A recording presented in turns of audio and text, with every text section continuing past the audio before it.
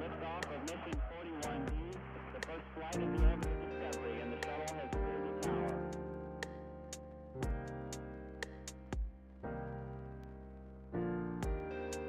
Three, two, one, zero, liftoff. Discovery, go and throttle up. Discovery's 4 computers now have primary control of critical vehicle functions.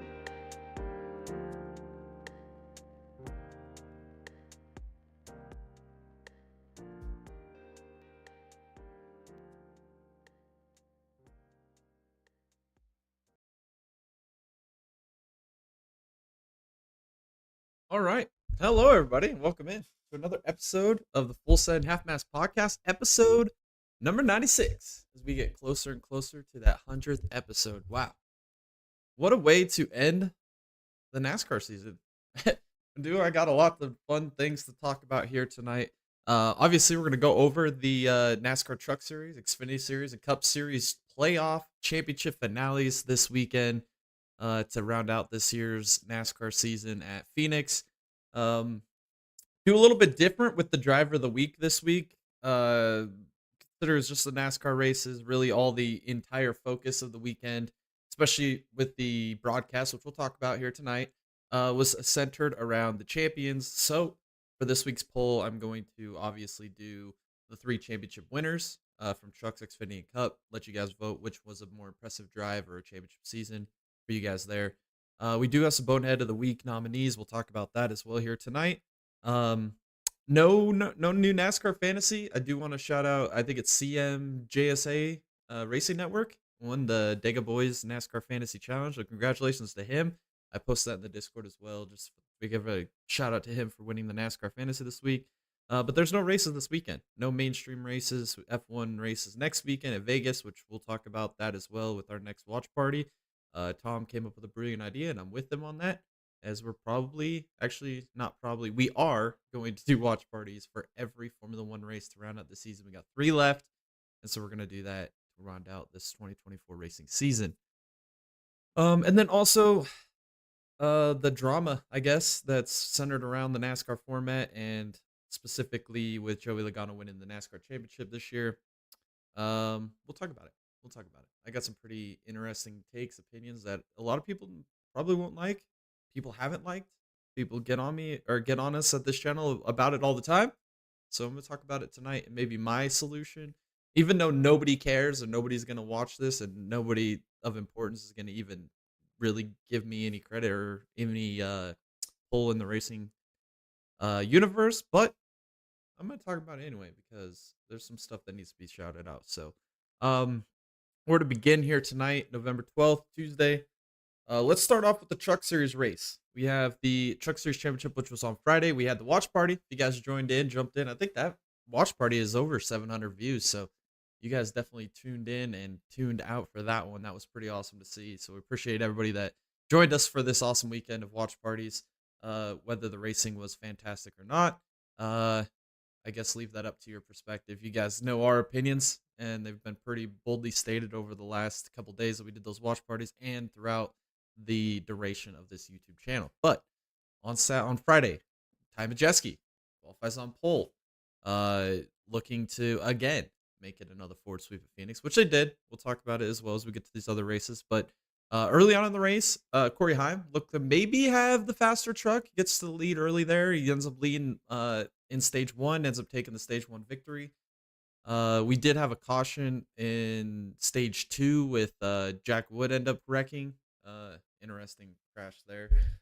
Not much to talk about, honestly, with who it is. But Ty Majeski, at this point of the race in stage 2, he finally retakes the lead from Corey Heim. Looks like he's got the best truck. And I think everybody watching clearly knew that he was going to most likely win this race at this point. It just had the best truck.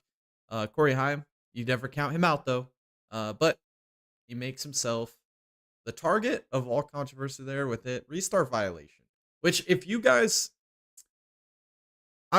I've complained about this so many times in the past, right? I've seen it specifically, I guess one of the main examples to go back to this year that really set it over the line for me was that incident with Sheldon Creed at Portland, where SVG didn't get a very good restart.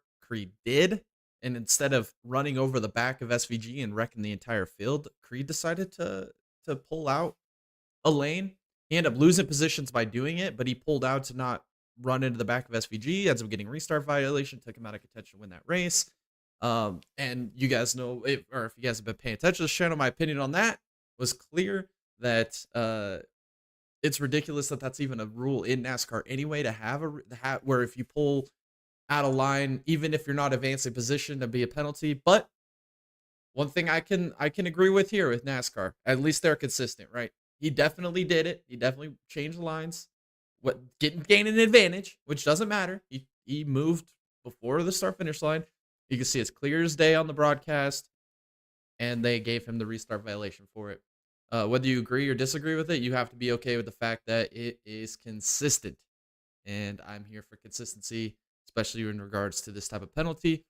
And from this point, it was Ty Majeski's championship to lose unless any crazy shenanigans happen. I think we even said it during the watch party when this happened to Corey Heim. We said it was over for him. There was no chance he had to come back because there was a short stint there in the final stage. No chances for any green flag pit stops or anything to come into play there. So we just knew his chances were pretty much done. And the following, after that penalty, we got the restart crash with Mosak, as well as Frankie Muniz gets involved, so Wallich gets involved, Stephen Parsons. But let's talk about Frankie Muniz here, man. This was hilarious. Making another start for Rayon Brothers. We already talked about it. He's going to be running there full-time next year, 2024 or 2025. Getting some more, I guess, data, some more experience behind the wheel. Just non-factor all day long. And I mean, he was at least 500-600 yards, 700 yards behind this incident. And the brakes, I mean, there was just no braking issues or no braking there. I mean, he just completely drove through half the cars in front of him and TKOs. I mean, what are we doing, Malcolm in the middle? Come on, man. I mean, that was just ridiculous. It was funny watching it live, and then it was funny to watch the restarts. I mean, I can't believe that, man. That was, I mean, I get it, your lack of experience and everything, but damn, man, it doesn't take a lot of experience to get on the brakes. Where was the spotter there? Where was the looking out the windshield there, man? It's just a bad look for Frankie Muniz. I don't understand that. And that big wreck kind of, changed a little bit of the momentum of this race. Kind of turned into a little bit of a wreck fest. We had Christian Evkes and Grant Enfinger decided to pit after this caution. Really kind of a Hail Mary move, in my opinion, because, I mean, Majeski was the best truck. Heim was buried in traffic. Heim did actually drive himself back up into contention this race, which is surprising to me. But Evkes and Enfinger kind of throwing a Hail Mary at it. Never was going to work out, but they had to do something different at this point of the race. Just wasn't going to work out. And me and Tom, we picked Enfinger coming into the race to win the championship. Tom picked him early in the season to win this championship, like pretty much in the off season. Rode that all the way to the end. I was not a believer, especially during the regular season, but it was around that Pocono race that I said that, wow, Enfinger's actually turning up. It might be a championship contender. And I said he was going to be in the championship race pretty much after that point on. So we were kind of pulling for him this whole time. Just didn't have the pace. The team was just fish out of water. Didn't have a chance really from the beginning of the race. And then late in this race, like I said, Majeski, he builds a gap over Heim at probably 4 or 5 seconds. I mean, just absolutely unbelievable. Pace in that 98 truck. Heim just really had no chance to close the gap late in this race. And Ty Majeski ends up claiming his first ever NASCAR title in the Truck Series race for ThorSport. Back-to-back for ThorSport. I mean, am I surprised ThorSport won? Am I surprised for it? Not at all. It just, I don't know. I just didn't have it. Yeah, nice summary. NASCAR is over. Yes, I cannot wait for this offseason because I'm glad NASCAR's over. I can't wait to talk about some of this playoffs shenanigans with you guys as well here tonight. So if you stay tuned. I just want to get through some of these NASCAR races. So yes, 98, Ty Majeski ends up winning the NASCAR race and the title for the Truck Series this year. Great season by him. I mean, had a few wins. Maybe not the most consistent. I mean, Heim and Eckes definitely had the best seasons. But with this format, which we'll talk about later, It rewards being good at one track and one track specific, and that's this Ford just owns this track. I mean, absolutely owns this track. And Ty Majeski goes back to back for ThorSport and claims the title. Uh, Overall, I think the broadcast on Fox for the Truck Series was absolutely garbage. The race really wasn't that appealing. There wasn't a lot going on. Wasn't enjoyable in my opinion. And the problem is they focus so much of their time and energy on the lead that you wouldn't know if there was a pass for 15th. You would have known there was a pass for 16th, 17th. There was no battles. Like they didn't showcase any battles. They watched the front the whole race. And in with this format and having this championship race come down to these four guys, that's all they focused on. They didn't care about anything else. The restarts were awesome. I'll give you that. All weekend long, the restarts at Phoenix are awesome, but that's just the way the track's designed. They're always going to be exciting. But the fact that like when we get into these long runs, if there's even a battle happening for 10th or 11th, we're never going to know about it because they're focused so hard, got their heart on for these championship four contenders that the broadcast just takes a complete severe hit. And you just can't be focusing on the lead. You have to be focusing on everything happening around the race. And then when it gets to the end, then you start focusing on the battle for the win and the championship. And they just spent too much time during the duration of this race focusing on that, especially with the stage caution, stage breaks. You get the breaks in between. So they talk about it. They throw 18 commercials up in between or during the stages and the stage breaks. And it just becomes this whole convoluted mess of just trying to watch 2-3 guys race for the championship. It's just not a good broadcast, not entertaining at all, and the race suffered from it. It could have been a great race. We would have never known. Never know. If you guys didn't watch it live, go back and rewatch the full race and get and honestly ask yourself: is this really a race or is this just a broadcasted championship talking point? Because that's what it felt like. It didn't feel like a race to me. But that all changed on Saturday because Saturday. The CW, big dub to them. They didn't just focus on the championship. They focused on the race and what was happening in the race and all the different evolving strategies and everything that were going on in the race, specifically pertaining to Justin Allgaier, which was the main attraction of this race, and we'll talk about that. So William Swallow qualifies on pole. Congratulations to him. I believe he's going full-time next year. I'm excited to see that as well going into 2025. We have some more in the chat. Cody Tabor says, worst championship race since I've watched NASCAR. I'm guessing you're referring to the Cup Series, or maybe you are referring to the Truck Series, because the Truck Series was awful. it was god awful. I don't know who the hell thought that was good, but that was terrible. The races were great. Too bad they missed all of it. Yeah, exactly. That truck race. Oh man, that was miserable. But the Xfinity Series race, we said it last week on the podcast. We even said it during the Truck Series watch party, as well as the Xfinity and the Cup watch party this weekend. We said the Xfinity Series was going to steal the show this weekend, and they 100% did. Xfinity cars, best premium stock car racing in the world right now. Not even a question in anybody's mind at this point. And I think honestly could be probably some of the better drivers too. And we saw that on Saturday. Going into the race, Tom stuck with Allgaier. Allgaier was a championship pick in the offseason. He rode that horse all the way to the championship race with Allgaier, even though we didn't really necessarily want to see Chevy win because of the whole Martinsville debacle last week. He was going to stick with it. I picked Custer to win because I figured Ford was going to sweep the weekend. They did sweep the weekend, just not the championships. So we'll talk about that. We'll get a little bit further into this. But Allgaier goes to the back practice. If you guys didn't see it, somebody blew a motor in practice, end up leaving a lot of oil on track, collected several cars. Almirola was involved. Brandon Jones, Justin Allgaier, a few others as well.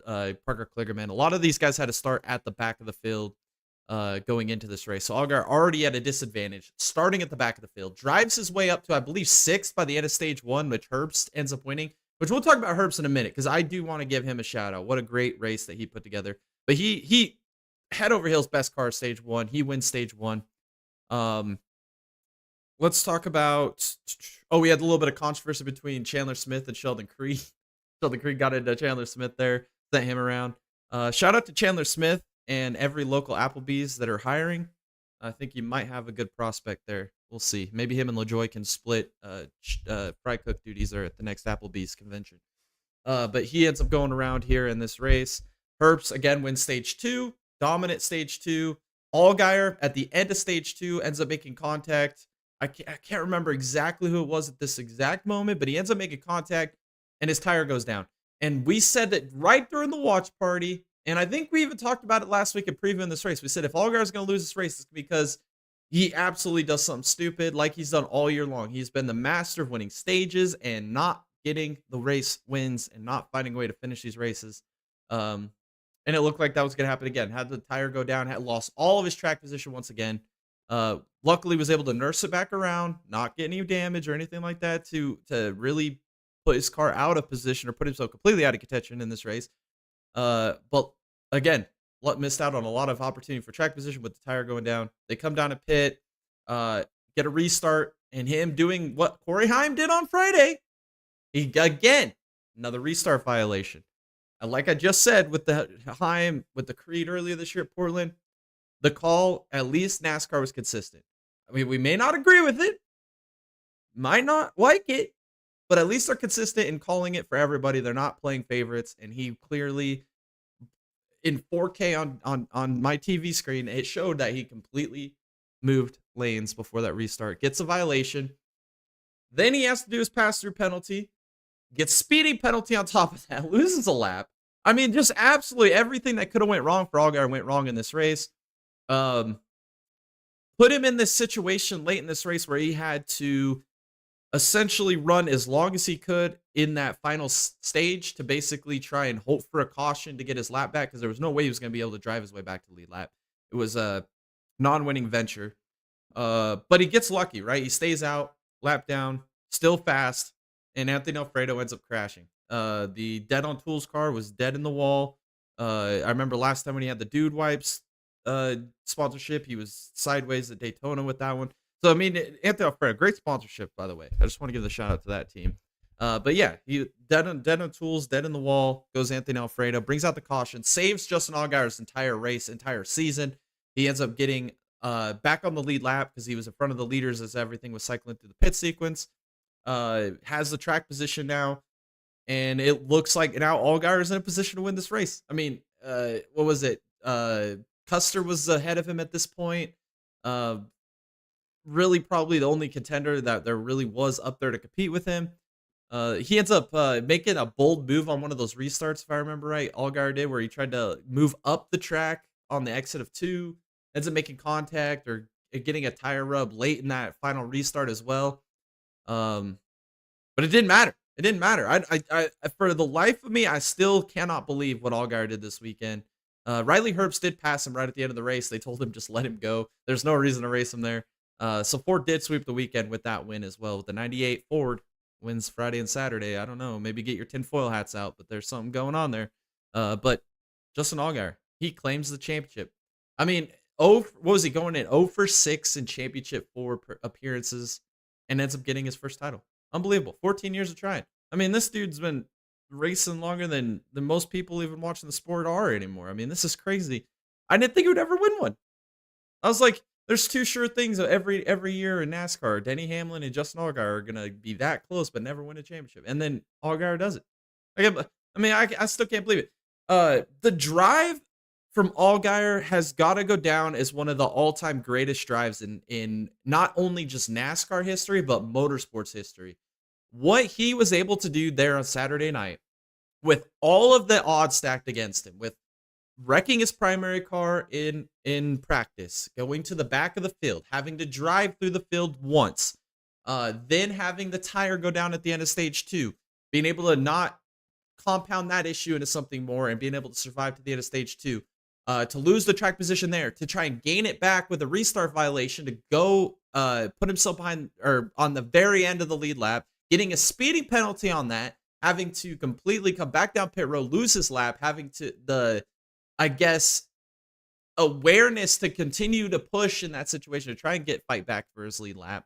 And then them gambling on NASCAR shenanigans, which always seems to happen, which in the grand scheme of things, was it really a gamble for him to stay out? Not really, because you knew there was a caution coming out. But to be able to get his lap back, and then not only that, but be able to drive through those few cars to the front of the field with aggressive moves, not damage. I mean, the grace of God for him at that final restart where he ran up the track. I think it was into Jesse Love, if I remember right, where he ends up making contact, gets a big tire rub there coming to the white. I mean, for that tire not to go down. I mean, just all the things that were happening around him and him to be able to continue to fight back for this championship. I mean, this is a career drive.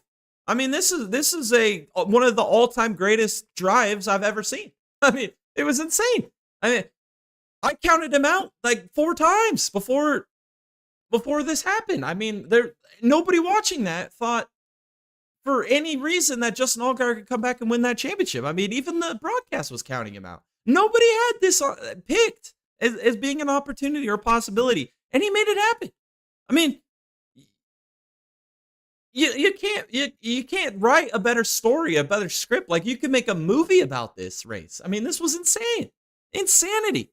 I still am in shock and awe that he actually won this championship. It hasn't even sunk in yet. Still, I mean, even if you guys watch the watch party, the last 20 minutes at watch party, when after we were watching like the post race and the celebration, and everything, none of us in there were really believing that happened. I mean, it was all-time classic race. The racing was fantastic, by the way. Xfinity Series, not only on the restarts, but CW did a fantastic job of not focusing on the championship.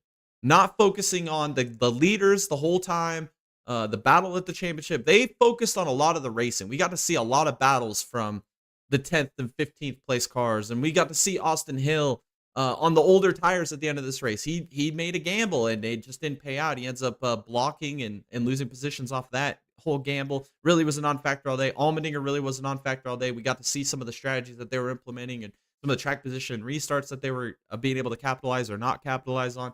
I mean, we focused on the racing, and the Xfinity cars are just that good. I mean, the racing was fantastic. We had 3-4 wide racing at certain points in the race, not just on restarts, but at certain parts of the race. I mean, you saw guys running way down on the bottom of 1 and 2 at Phoenix. We don't see that very often. That was different. I think we even mentioned it in the watch party. I don't remember ever seeing a guy at Phoenix basically against the inside wall coming towards pit entry there and using that line to drive off the corner. I mean, that was phenomenal racing. I enjoyed that. There was people trying to find being able to make grip against the wall, in the middle of the track, at the bottom of the track. I mean, it was great racing. Xfinity Series is just fantastic. And we say it all the time, but if the Cup Series would adopt something similar to this Xfinity car, a lot of the issues that we have would kind of just fade away, you know? Like, most issues, if you ignore them long enough, they go away. I mean, this is an issue, you just kind of insert it in there, you know? It'll just fix itself. I mean, it's just fantastic racing. Shout out to Riley Herbst, though. I don't think really anybody remembers that he won this race. I do. What a freaking race Riley Herbst put together. I mean, that was a damn dominant performance by Riley Herbst. He was the best car all day. Nobody had anything for him. In stage 1, I think he opened like a 4 or 5 second gap. Even Custer couldn't run him down. Creed was up there at one point, couldn't run him down. Jesse Love couldn't run him down. I mean, there was all these guys up towards the front of the field that could not run down Riley Herbst. He was just pulling gaps on him. Stage 2, same thing, pulled a massive gap. He was the one lapping cars to try and prevent Allgaier from, if a caution did come out at a certain point before those final green flag stops, he was going to put Allgaier down out of contention, getting that free pass by lapping other cars. Like, Riley Herbst was on rails, and then Riley Herbst refused to lose at the end of that race. When it looked like everything was gone away from him, with the way the caution laid out at the end there, and those weird restarts and everything that was happening, Riley Herbst just had that it factor in this race. So big shout out to Riley Herbst. Fantastic championship drive by him. I know he wasn't eligible for it, but dang, what a drive by Riley Herbst.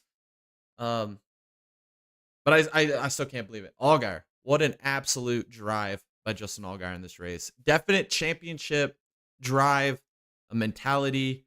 And that's how you want to see people win championships. Not only was he basically, him and Custer were the best 2 all year long. I would say Allgaier was probably better. Lost the regular season title, which typical Allgaier shenanigans and whatnot. But Allgaier was the best driver all year, earned that championship, and put together a championship drive in a championship moment. That's kind of what they were intending with this playoff format, which we'll talk about that here in a minute, because I have a solution. I have an absolute solution. Will it be appreciated? No. But we'll talk about it. That's really all I want to talk about the Xfinity Series race. Just a fantastic race. The premier, as Tom would say, the premier stock car racing series on the planet, and they proved it once again. I'm excited for 2025 with the Xfinity series. We're bringing back a lot of heavy hitters. We're gonna have Zilich in the series next year. We're bringing Jesse Love back. Sheldon Creed's gonna be back. Uh, we hate Sam Mayer, but he'll be back. He'll make things interesting. Allgaier, maybe you can go back to back. It's gonna be a great year in Xfinity next year. I'm super excited. Austin Hill's coming back. It's gonna be fun. It's gonna be fun. I cannot wait for 2025's NASCAR Xfinity Series, especially on the CW full season. All their priorities gonna be straight on the Xfinity Series, to the point where I probably won't even watch Cup races next year. I'm not gonna lie. We'll get to that, but yeah. All right, next is the NASCAR Cup Series Championship. Shout out to Truex on pole in his finale as a NASCAR Cup Series full-time driver. What a way to end a career with a pole. Unbelievable. Really didn't have much of a chance in the race, though, and when certain strategies and stuff played out. But let's talk about that lap 2 crash by Ty Gibbs. I mean, absolutely insane crash.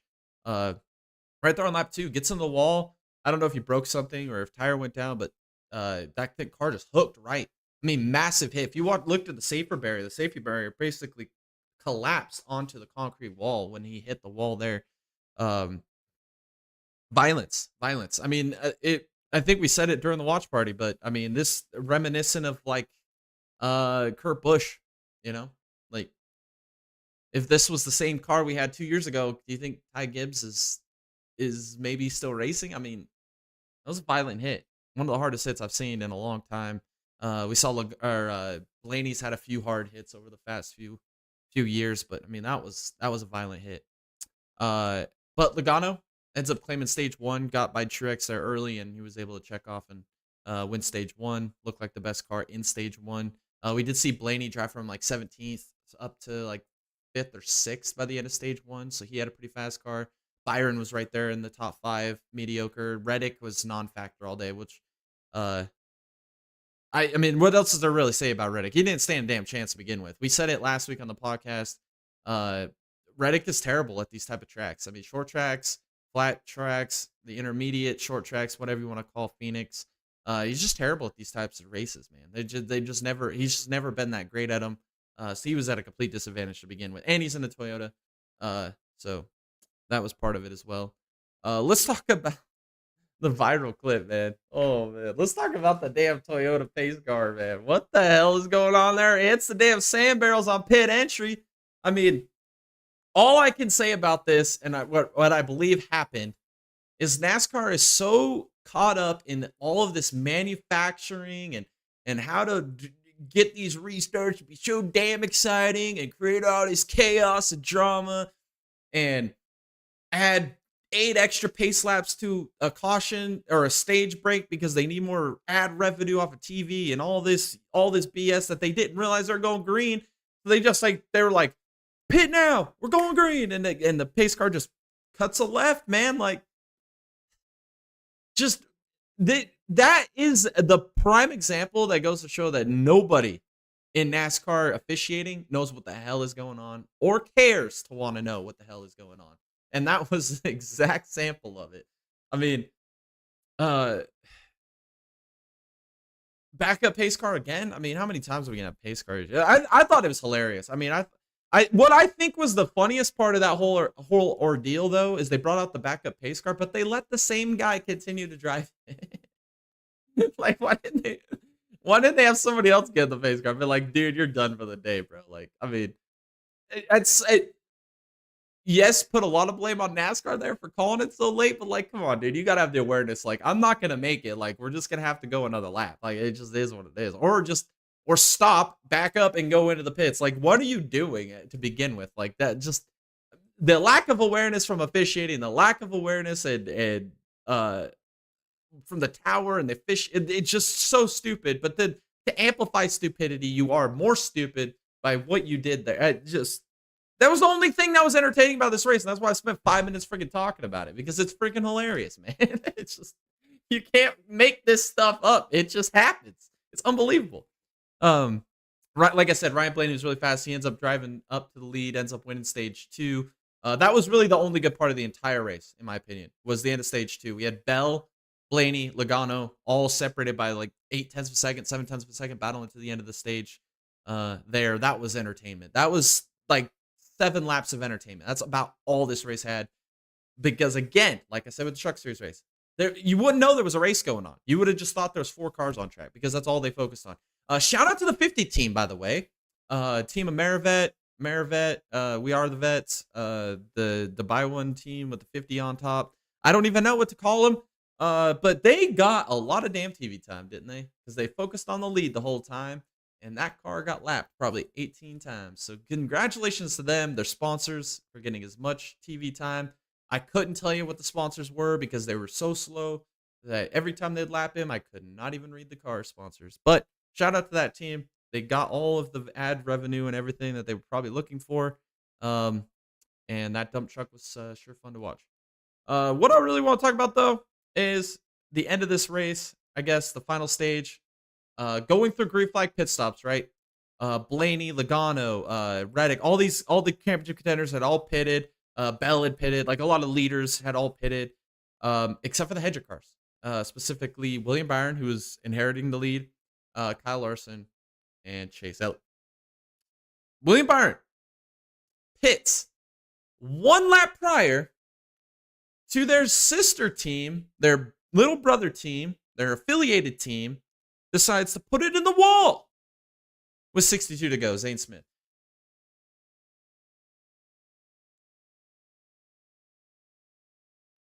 Did his arm itch? Did his arm itch? He has as I said during the watch party, itchy crotcha, man. What the hell was that? Nothing broke. It had to be the sister team, the affiliate team, the little brother team, Chevy team. 1 lap after Byron pulls this long game strategy, completely with no chance to win this championship from this strategy, besides getting a caution, hits, and as he exits pit, stays on the lead lap, and all of a sudden, this team Zane Smith just runs out of time, just hits the wall. After what Chevy did last week, and I'm to sit here and believe that was not part of the script at all, not one bit. I'm making this up. I'm not seeing what you're seeing. I don't know. But not only that. Guess who also didn't pit? Elliott and Larson. They inherit the lead. And then they pit. And then they come out right behind William Byron. So we have 300 cars up at the front of the field with 60 to go. Their only chance of winning the race was to have Larson and Elliott play blocker. And that's what they did. Elliott completely blocked Blaney on that next restart. Blaney loses 3-4 spots there. Didn't get the restart he wanted because obviously they're blocking, and puts him out of contention. Logano is on the bottom, gets by all of them. He sets sail off in the sunset. He's got a big lead. Blaney eventually gets by everybody else in front of him. He gets by Larson. Hard fought battle after Larson was blocking. Then he gets by Byron, who was kind of blocking. Gets up to Logano, just running him down lap after lap. Like 20 laps to go, 25 laps to go. The gap was like whatever, 2.5 at 25 to go. 2.4 with 24. So like he's just got to gain a tenth per lap, and he's going to get to Logano, right? Well, he gets to Logano with like 7 laps to go, but he can't pass. Just can't pass. Car's terrible. Absolute garbage. Phoenix Raceway. The race was terrible. Let's just be honest with ourselves. Look in the mirror at the end of this whole weekend. The only good race was the Xfinity race. The truck race, the broadcast ruined it. The cup race, the car ruined it. The broadcast ruined it. Everything ruined the cup race. It was terrible. It was boring. We have this championship format, a moment that we should be admiring as racing fans, seeing and witnessing greatness, as Logano winning a 3rd championship. But it comes under complete scrutiny because of the format, comes under complete scrutiny because of the broadcast, because of the way how he won the championship, the car being terrible, the race being terrible, that nobody really cared. I mean, honestly, I found it hard as someone that watches racing on the weekend regular basis. I watch basically every race there is every weekend. That's what I do. I love racing that much. That's what I do. That's why we started this channel. This is what we are. We're racing fans. And just sit there after the end of a race and just not feel satisfied with the result. Just, I mean, especially when we're witnessing something like greatness. Somebody that's won 3 NASCAR championships. We should have been appreciating that moment, but you can't get behind it. You can't get behind it. Nothing is leading me to appreciate it. Especially after the race, they were doing like the race recap before they interviewed him and everything, and it was like somebody's dog died. It was just no excitement, no entertainment, no energy, just bland, just bland, pedestrian, lost in the clouds, in the stars, atmosphere, and it shouldn't be like that. It comes from the top down. I mean, it all comes from the top down. And I just can't find excitement about it. I mean, Joey Logano wins a championship. Yeah, cool. Like, why should I care if they don't care? Because I don't care because they don't care. You know? It's just, that's the way I feel about it. And it comes back to the format, right? And that's kind of where I want to lead into my next segment. Obviously, driver of the week, we're going to nominate Ty Majeski, Justin Allgaier, Joey Logano. I want to see what you guys think. Who had the better championship drive, season, whatever. Favorite champion out. I don't really care. Just, we're going to put that as our poll. You guys can figure it out from there. Curious to see what you guys think. Boneheads of the week. Obviously, I'm going to nominate Frankie Muniz, ARCA Brake Master in the trucks. I'm going to nominate the pace car driver. I wish I knew his name. I don't know his name. Somebody knows his name. Put it in the chat. I'd like to know this guy's name. But I'm going to nominate him for running into the sand barrels. And then Zane Smith, running out of talent. Whether it was him, whether it was instructions from Toyota or the deep state, I don't know. But we'll nominate him as well. All right, it's time to talk about the NASCAR Championship format. This is where I was heading next. But first off, before I get there, I do want to say to all those people that over the last however long we've had this YouTube channel that said we had bad takes, said it's not all that bad. The racing's not that bad. The car's not that bad. Basically, all of you that have accepted mediocrity and kind of put us on blast for having these takes that now seems to be coming of relevance, right? We've said this for a year and a half. We keep having these takes, and people have just blown it off as we're just idiots, conspiracy theorists, we're haters, don't watch if you don't enjoy it. Like all these things that we've been told. But now it's okay for you guys to have those opinions. It's okay. I mean, I'm not asking for an apology or anything like that. I don't really care. We say our points, we say our opinions, but now that you guys are kind of saying what we're saying, now you can see why we've been saying this for so long. Open your eyes. I mean, that's all I'm saying is we've just been pointing and alluding to all these issues with what NASCAR has become as a sport, and it became really obvious this year. And we knew this was going to happen. We knew it was going to happen. We've seen it happen in the same level back in 2015 when Kyle Busch missed half the season, won the championship. We've seen this progression. It's devaluing what it is to be a champion. It's devaluing what it is for each race to be important. If the championship wasn't important in this race and this was just another race, you'd be interested in the outcome of the race. Like Chris Buescher wins at Watkins Glen. Chastain wins at, was it Kansas? Nobody cares. Nobody cared at all. Riley Herbst wins the Xfinity Series. Nobody cares. Nobody cared because it's just another race on a pawn of the main overarching narrative, which is this championship. Yes, Allgaier wins a championship, but freaking Herbst just ran like a career race himself, and nobody cared. Like, the racing is very poor at the moment, and a lot of it has to do with tires, but really we could keep screaming and yelling till the sun comes up about how terrible the tires are, but it's never going to change. The car is the root cause of this problem. We've seen it this year with all the rollovers and blowovers that we've seen. All the underbody that these cars have. It's basically like a freaking wing underneath these cars. You lift them off the ground just a little bit, they're going to go airborne. It's just natural physics. It's a flat plane. I mean, uh, the width of these tires to begin with, they're just so massive. I mean, you can't even break these things loose, it feels like. They've got great steering in these cars, great braking power in these cars. Uh, they don't have engine issues ever anymore. I mean, these cars are basically tanks. They're absolute tanks.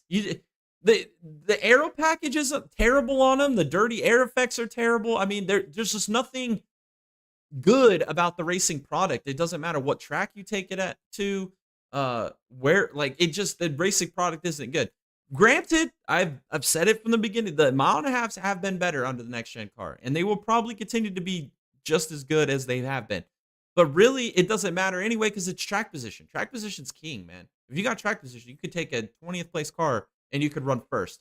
You could take a first place car and run 20th with it. It's just that's just the way that mountain NASCAR is, and the stage racing. The stage racing is a big implement to that, and it's a lot to do with manufacturing these finishes, manufacturing race win, and you get in. So to all the people that have just been saying over the last few days that me and Tom have been saying for a year and a half, I mean, I'm glad, I guess, that you finally got your eyes open to this perspective, but it's like I are just hanging on to something that you think. I just don't get it. I don't get it. But I just wanted to say that to begin off. But I guess my opinion or my idea of a way to fix this championship format, and uh I guess to be realistic, they've already said it. They're not going to change the playoff format. No matter how much you hate it, love it, whatever it is, they're not going to get rid of some type of playoff style format. They want it for TV wants it, obviously. The manufacturers, they want it. The teams, I believe, they want it. It's not going to go anywhere. The sport wants it. It just is what it is. You got to live with the fact that we're going to have some type of championship format. Money talks, bullshit walks, and that's just the way life goes sometimes. So you're going to have to live with that fact. Does it need to be the way that it is now? No. Hell no. I think that say what you will about Brian France and Mike Helen and all those guys back in 2003, 2004 when they decided to change it for the first time. They were on to something. They were on to something. A true way to crown a champion. And I agree with it 100%. So, my thought process is if you want to legitimize this championship, get rid of this manufacturing and still have entertainment all the way through to the end of the season and be able to continually attract people. First off, the car. But we're not getting a new car, obviously. We're stuck with Gen 7. But the car would fix a lot of things. Like I said, if we went to like something like the Xfinity Series, which is basically the COT that everybody hated. I feel like me and Tom are in like the 2% minority there that loved the COT. I loved it then. I still love it now. I think the COT was great, but maybe not the first iteration of it. More like the 2011, I think, when they put the spoiler back. 2010 was it? To like 2013. That was like the best racing we ever saw in NASCAR, and that's basically what the Xfinity cars are today, just with composite bodies. But if we go to something like that, that would be step one. But that's not going to happen either. So we got to throw that out the window. Way to fix it: the original chase format. Let's talk about that for a second, because I think the original chase format was it. I think that is the best way to do it. The 2004-2007 chase format. But the points the way that they're earned now, I think you can leave that. And the reason I say that is because it really wouldn't change much in the grand scheme of things, right? Because you're still earning the 40 points for a win. We're stuck with stage racing. It's not going away. And as much as we hate it or love it, whatever you guys' opinion is on it, it's not going away. So that with the stage racing and the way that they've got it designed now, that would kind of eliminate the bonus points that you would get for your finishing position in the regular season. So you could take a win gives you 5, 10, playoff points, chase points, which I think we got to call it the chase again. That's just me. We're chasing the cup. We're not playoffing for the cup. We don't play race cars. We're chase for the cup. That simple. Use your wins in the regular season. If you're the points leader and you got 18 wins, 18 times 10, 18 times 5, whatever you want to do, that's how many playoff points you start off with. your finishing position in the regular season, I think do something like that F1 points do. So if you win the regular season championship, you get 25. You get finish second, you get 18. You get 15 for third, all the way down to 10th gets one.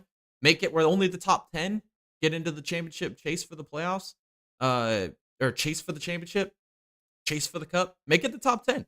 I don't care if you finished third in points with 0 wins and you finished 11th with 19 wins. If you're not top 10 in points, you're not a championship contender.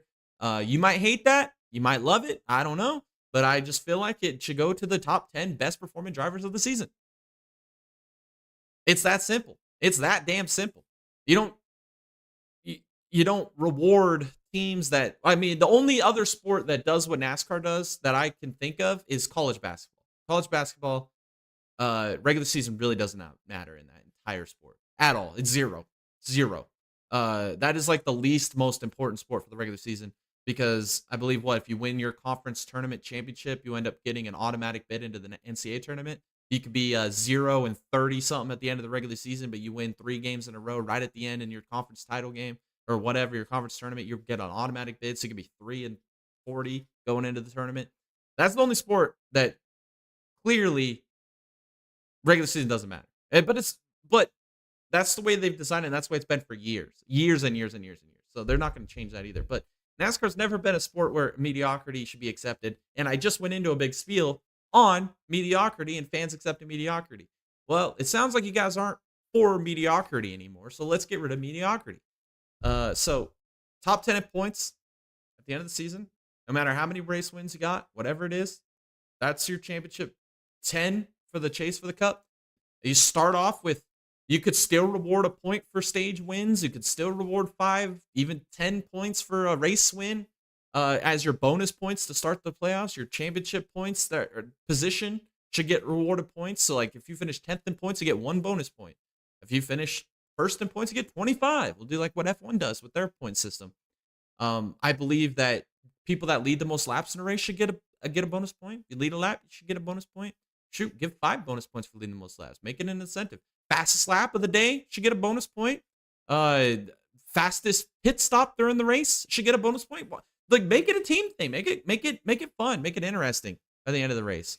And those would count for like they do now, like just normal points throughout the season. Bonus points are rewarded for, let's say you lead the most laps, you get a playoff point for that, doing that. Win a stage, you get 1, win a race, get 5, 10 bonus points, whatever it may be.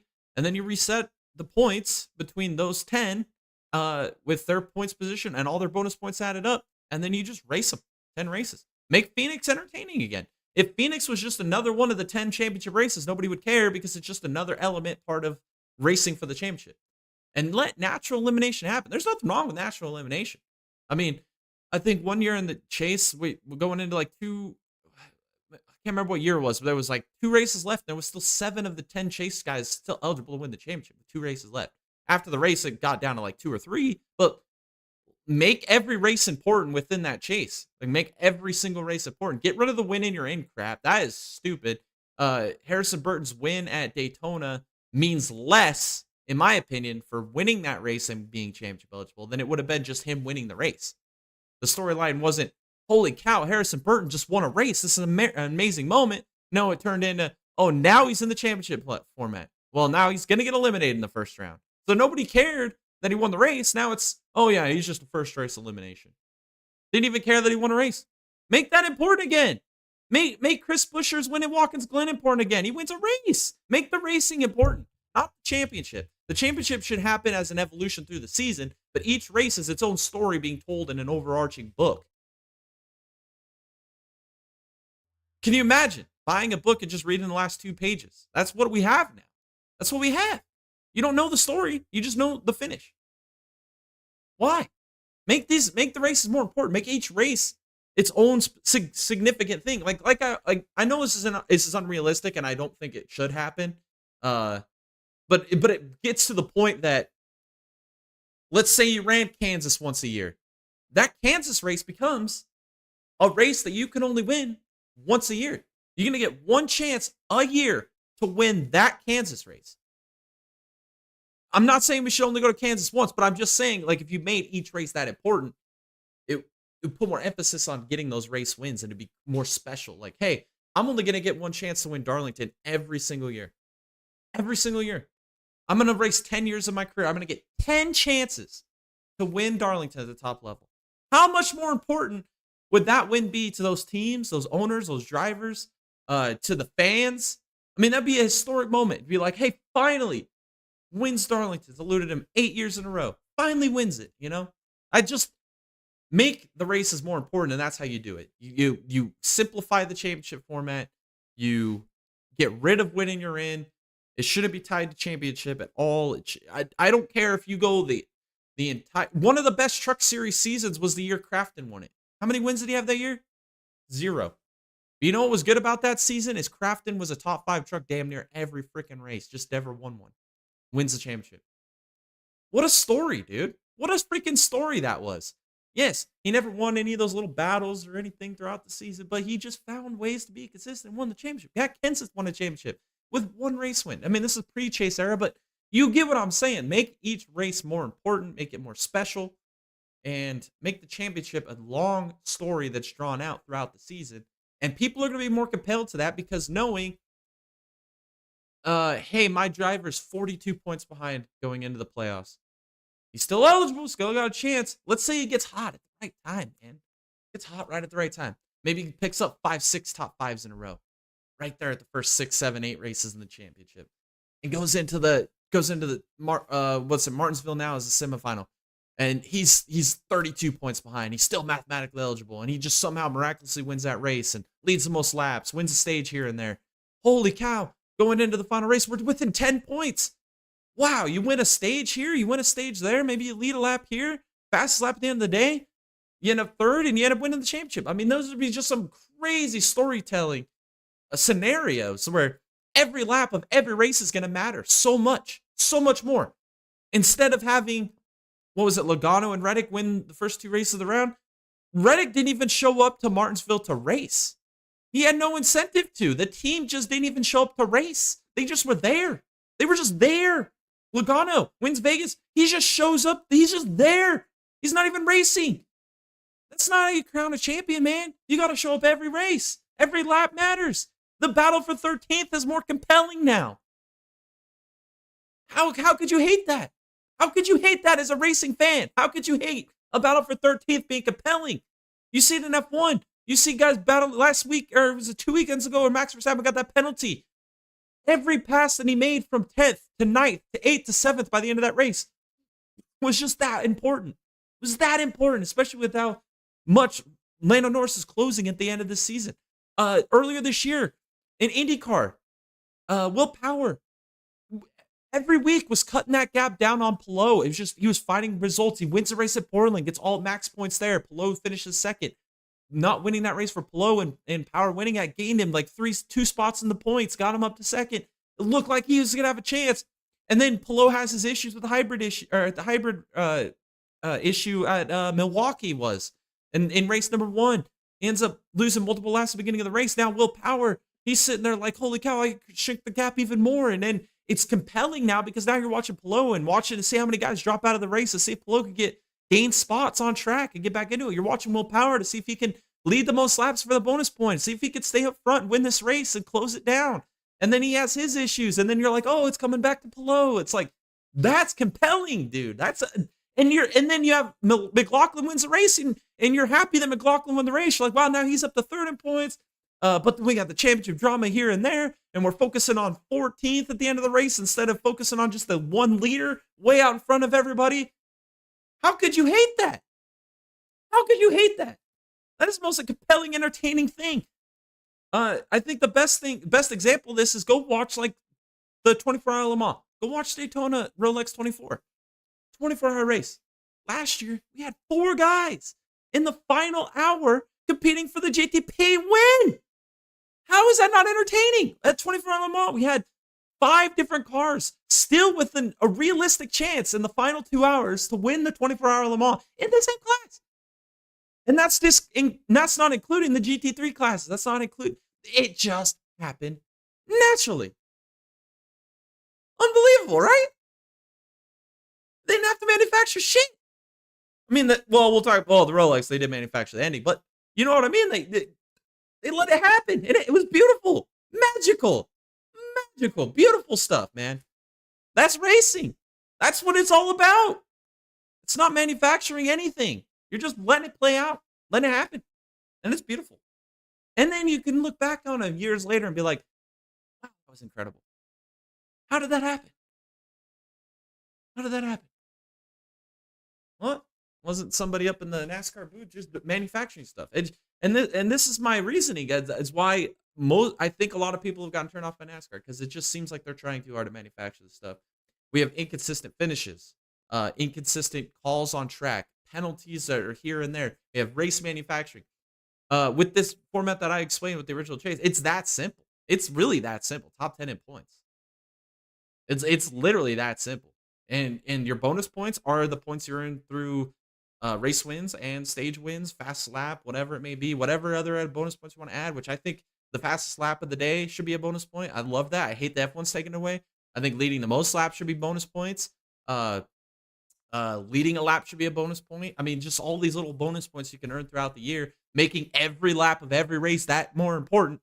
Trying to lead 72 laps because the next guy's led 71. You can lead just one more lap than him, and then you get the most laps led. You get a bonus point. Boom. Makes it so much more important every lap, every race. And you're going to hate it because Hung Money's not going to be another championship. You see what I'm saying? It's just let it happen naturally, man. Let it be fun. Let it be entertaining. That's the easiest fix. I know nobody cares. Nobody's going to listen to it, but I know that the 10 race chase for the cup with natural elimination, you've already got your route to bonus points already provided. All that's already figured out into the system now. We're not getting rid of, obviously. So just use it. Use it to your advantage. Make it entertaining. People are going to tune in. People are going to tune in. Most people nowadays just watch the start of a race and then watch the end of a race. Now, holy cow, man. People would be entertained to watch the entire race. See how their favorite driver can lead every lap. How they can lead the most laps. Maybe you run in 30th today. You're having a terrible race going on. 15 to go. Let's make a pit stop. Let's put some fresh tires on the damn thing. Let's go for the fast lap of the day. And while we're doing that, let's see if we can set the fastest pit stop of the day at the same time. So we can knock out 2 birds with 1 stone. I mean, we're going to have a terrible finish anyway. Why not try it? That's a bonus point. That's something to make your day still worth it. I don't know. I get into the weeds with this all night long, but that's my solution for this NASCAR playoffs. And I think it would be lovely, beautiful change, and it would be so compelling and natural, and it would be so much entertainment. All right. Like I said, no NASCAR fans this week. Thank God it's over. I'm excited for the off season. I'm really I'm doing a lot of reflecting and what do you call it? Yeah, I guess a little bit of reflecting, a little look in the mirrors moment of how really my future with watching NASCAR is going to look. I'm really just turned off 100% from the sport right now. I'm really excited for IndyCar to come back. I'm really excited to see the end of this F1 season. I mean, it's just been fantastic. I already know next year with IMSA and the World Dirt Championship, they're going to be fantastic. They've been just the best series the last couple of years. So entertaining. I'm really excited to see some of these rookies in IndyCar, especially Louis Foster. I'm really excited to see what he could do. I want to see if Pelot can go again for another title. I'm excited for IndyCar next year. I'm not so sure how I feel about Fox, but we do have Townsend Bell. We do have Hinchcliffe coming back in the booth. Maybe we get Kevin Lee. Fingers crossed. I do like Kevin Lee. So a lot of people might not like him actually, but I'm a huge fan of Kevin Lee. I think he's pretty entertaining. But I don't know. We'll see how the Fox broadcast goes with IndyCar. But I'm still excited for IndyCar. I love IndyCar to death, man. It's such a great racing series, and I'm excited to see how that goes. 2026 is around the corner for F1. I mean, there's great things on the horizon, and I'm gonna 100% watch every Xfinity race next year. You can count me in on that. Holy crap, man! I'll be watching those. Those Xfinity races are freaking bomb, man. If you're one of those fans that is turned off with the Cup Series and you don't really pay attention to the Xfinity Series, I implore you, if you want to put NASCAR to bed and not watch again, I implore you just to give Xfinity a chance next year. It's on CW. You should be able to find it pretty damn easy. You can get a damn antenna hooked up. You can watch it. It's free. It's easy to watch, and it's truly the top echelon of stock car racing in the world. So if you're at that point where I'm kind of at the mirror looking like, what's my future with NASCAR? Uh, Still, I don't even know. I'm not even excited about 2025 at all. Really have no interest. Uh, Maybe something will change over the next month or so that'll make me more inclined to want to tune in next year. But I just really am over the Cup Series. But the Xfinity Series, I'm definitely not leaving them in the dust. I love it, and it's gonna have its own thing with the dedicated people. They're only gonna focus on Xfinity Series. I think it's gonna be the mint option for uh, runaway NASCAR fans to go and have something relevant to NASCAR to still watch. So, and they're on Saturdays. Great, man. Nothing better to do. You could do all your housework and everything on Sundays.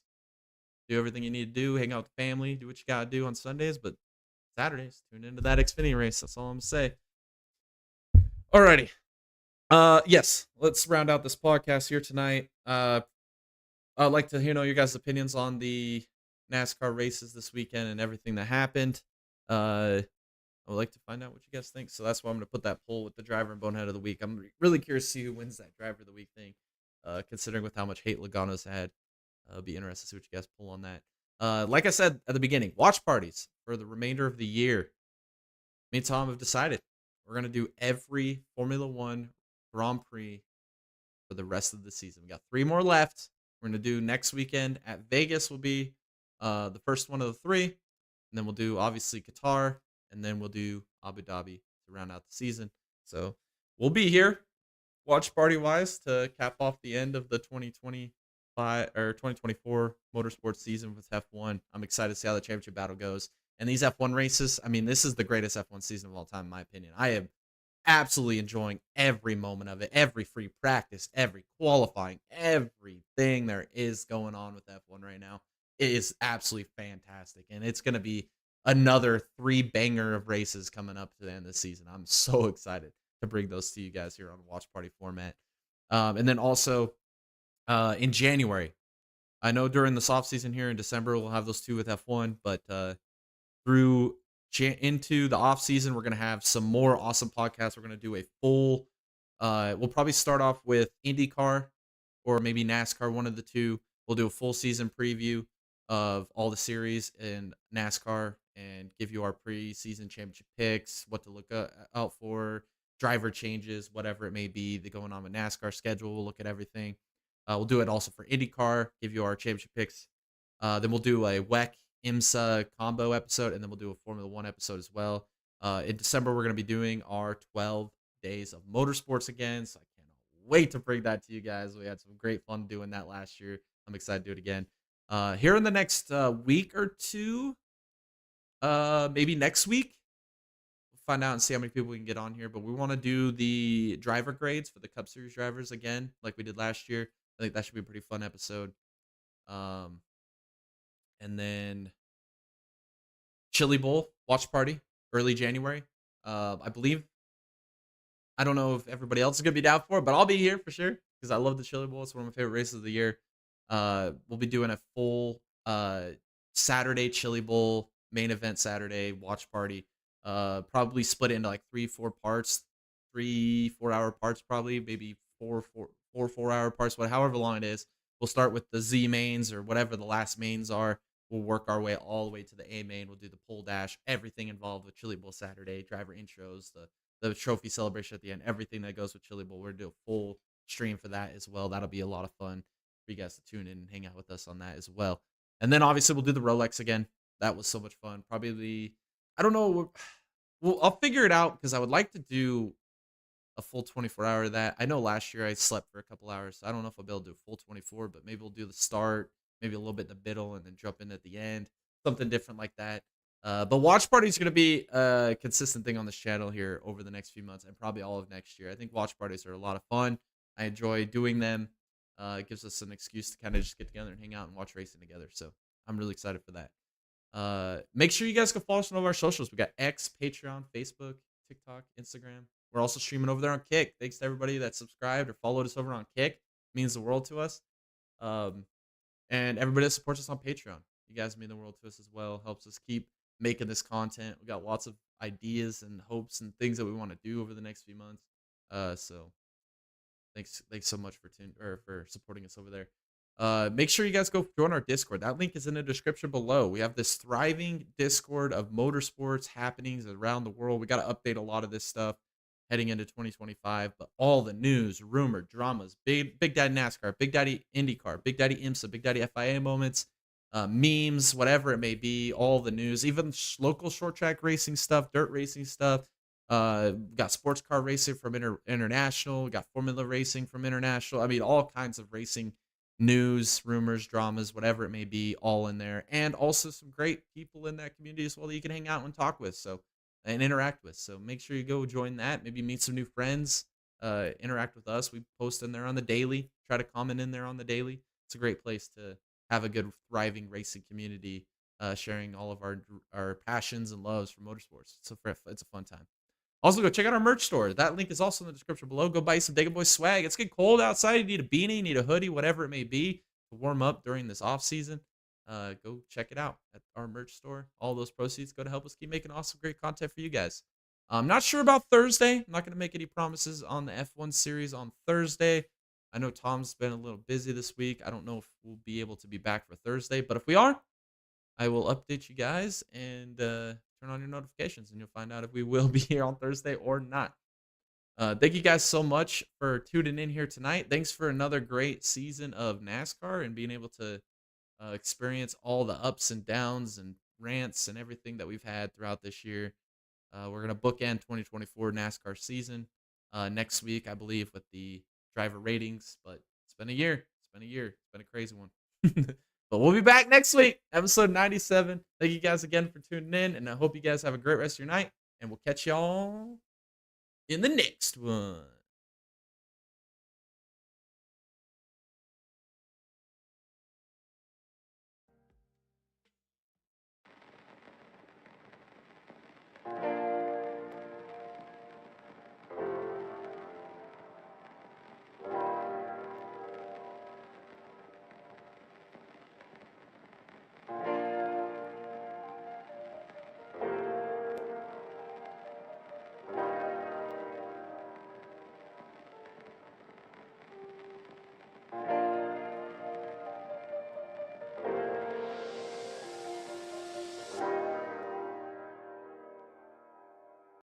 Creating your first video? You should start with